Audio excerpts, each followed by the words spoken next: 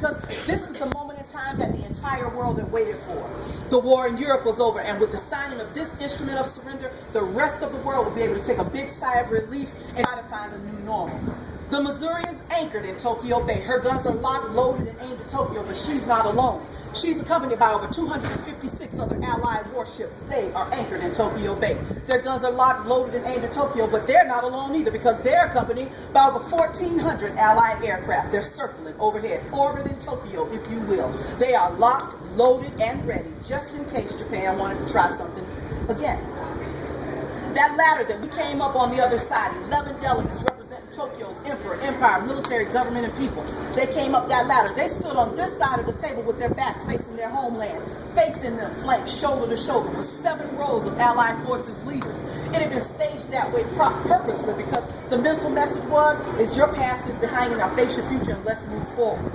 This whole ceremony had been clocked and rehearsed time and time again to begin at 9 and end at 9:30. No more than 30 minutes aboard this ship. And if you know anything about Douglas MacArthur, he was a proud man. He was a showman. He would not be upstaged nor outdone by anyone on any given day, on any given time. Thank you very much. So at 9 o'clock sharp, the door to the Admiral's chambers opens up. He looks down on the surrender deck, didn't see 11 delegates standing there. He went right back in there, closed the door, and said, "Oh no, I will not wait for them. They will wait for me." So it was about 9:02 when everything got started. See, problem was, Foreign Minister Shigemitsu had a wooden leg. He was an elderly gentleman to boot, so it took him a while to get up that ladder, get his delegation settled in. So at around 9:02, the Admiral Chambers opens up. Down the ladder proceeds General Douglas MacArthur, Admiral William Bull Halsey, Admiral Chesterton, the ship's senior chaplain, Chaplain Rolfall. Funny thing about that 11 delegation from Japan, see, they had a feeling that when they boarded the Missouri, they would be tortured and or killed or executed, if you will. They were so sure of that, they drew up their wills, or they left Tokyo just in case they did not make it back home alive. So you can imagine what it must have felt like boarding a destroyer full of American troops and no one says a word to you. You board the Missouri and no one says a word to you. You're just left to your own psychological devices. Imagine this tarp, not here. Mushroom-shaped vent cover on the other side had to be removed. And obviously there were no display cases. But what was there was an 8-foot wooden folding table that they just got out of the mess deck because the guys just got finished breakfast on it. They brought it up, they opened it up, they swept the debris of breakfast off, laid 2 green tablecloths over the top of it, and there sat the instruments of surrender. So at 9:02, they look around from the bow to the stern, all the way up to the O-12, and all they could see was American Marines and sailors. They were packed on this ship. Babe sardines ain't have nothing on them. You hear me? They were packed in here. You can see their feet dangling from the rafters. You know why? Because they were going to get a glimpse into history, and they were going to get a glimpse into that enemy's face who had tortured and they tortured them for so many years.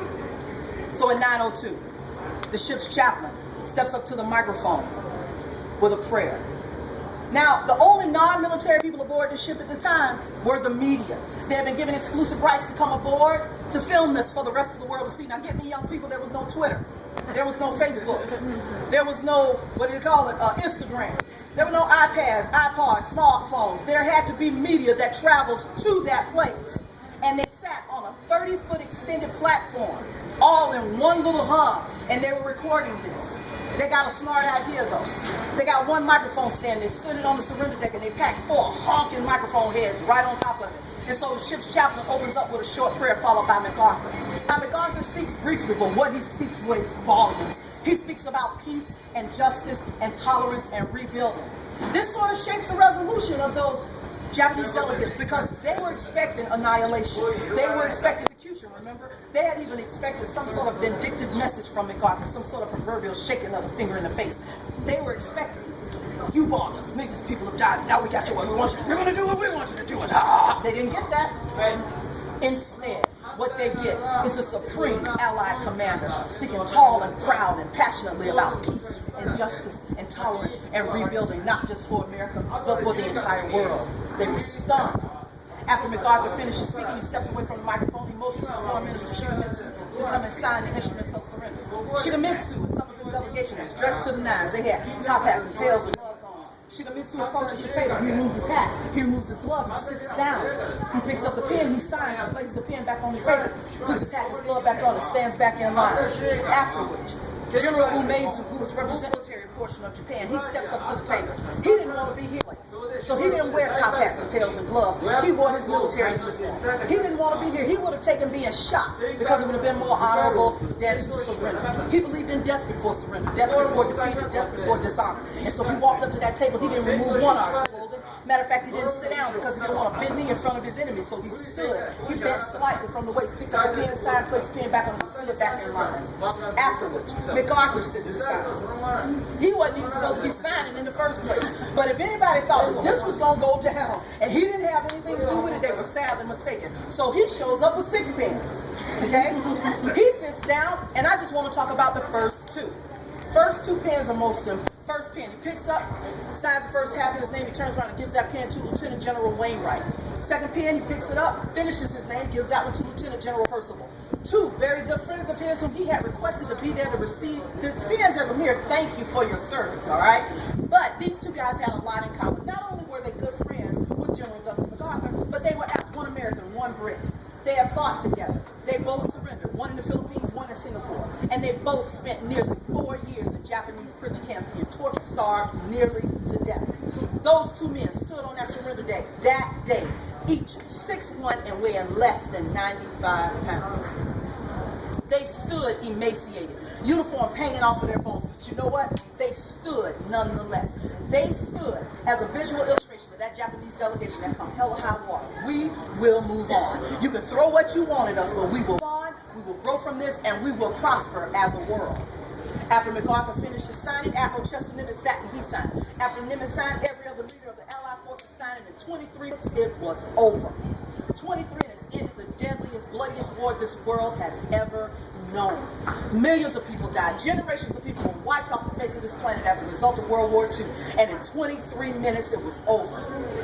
After all parties signed, MacArthur approaches the microphone one last time, and he says in so many words, and I'm paraphrasing for time's sake, he says that I pray that God would preserve this peace always. These proceedings are closed. And it's as if God himself was waiting to hear MacArthur say, these proceedings are closed. The weather miraculously changes. All of a sudden, the winds die down. All of a sudden, it stops raining. All of a sudden, the gray clouds open up. Sun rays beam down as if God himself was saying, I'm here, I witnessed, I heard, let's start over. Remember that 1400 that was circling overhead just in case? Admiral Halsey signals to them that all parties have signed and the war is officially over. They break into chevron formations and they fly wave after wave after wave after wave, blackening the sky, celebrating that this war is finally over. Parties break out all over the world in celebration that this war is finally over. You guys ran into the kissing couple on the pier. That is iconic of the party that broke out in Times Square in a celebration that this war is over and our boys are coming home. Now, why did I tell you that? Knowing that you are a huge group, I could have abbreviated my tour and said, okay, you guys go this way, let's go that way. Look up the rest on YouTube. God bless America. Why didn't I do that? Because I'm an Army wife. That's why I didn't do that. My husband serves this country 27 years and counting. I know what it's like to send my husband off to war.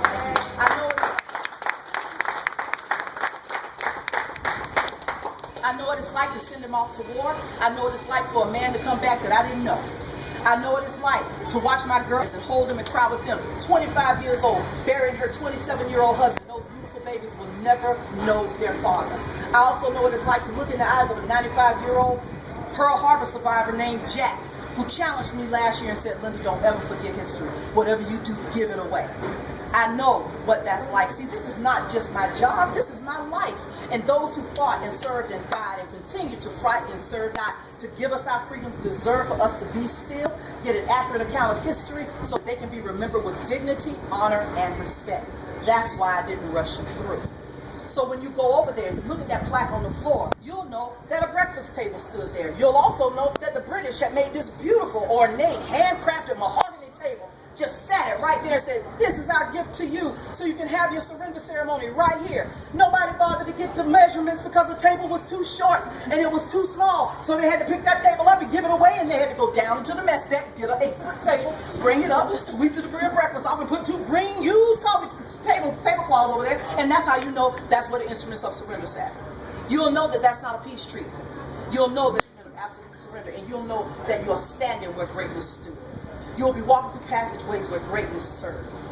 So now you know the who, what, when, where, and why. All right? So You guys go over, take some photographs, and then we'll move on to your next. Amen? Amen. All right.